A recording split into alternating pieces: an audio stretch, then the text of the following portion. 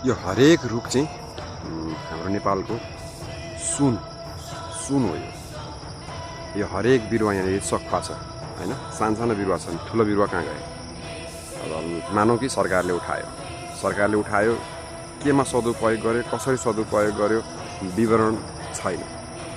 हालमा नयाँ सरकारले नेतृत्व गरिरहेको समयमा र पनि यति बेला पनि यो जङ्गल कसको अधीनमा छ, कसरी चलिरहेको छ, कसको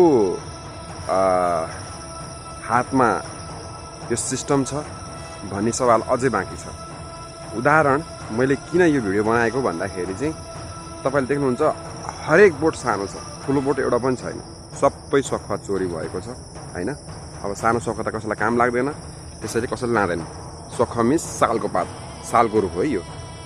अनि अब यहाँबाट ठ्याक्कै 1 किलोमिटर अगाडि तपाईँको महेन्द्र हाइवे छ र तपाईँले यहाँबाट देख्नुहुन्छ, यो सिमानाबाट देख्नुहुन्छ, यहाँसम्म चाहिँ तपाईँको यो सालको बोट रहेको छ हैन। यी बिरुवाहरू छन् अझै पनि।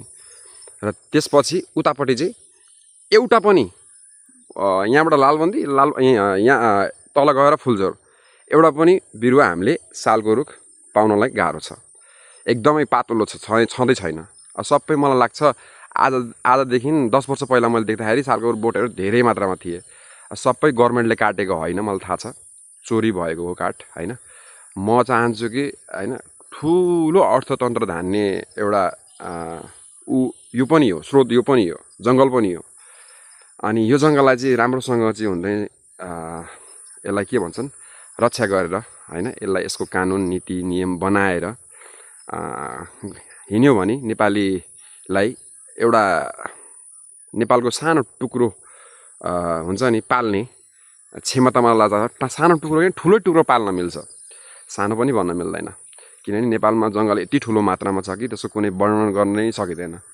त्यही भएर सबैलाई म के अनुरोध गर्दछु कि यो भिडियो सकेसम्म चाहिँ माथि पुगोस् र यो जङ्गलको जुन छ कानुन कायदा यो सबै सार्वजनिक होस्, आम जनताले थाहा पाउन् र आम जनताले चोरी गर्नबाट पनि डराउन्। नियम बनोस् हैन, यसका दायराहरू बनोस्, धारा पक्कै पनि होला यसको पनि हैन। संविधानमा धारा लेख्या होला, के कसरी लेख्या थाहा छैन, तर धेरै काठ चोरी भएको म थाहा पाएको छु मैले। यो कसरी भयो त, कसरी सम्भव भयो त? हरेकले चाहिँ काठै चोरी गर्न पाउने, हरेकले चाहिँ काठै चोरी गर्न पाउने अनि भनेपछि जङ्गल त सरकारको होइन रहेछ।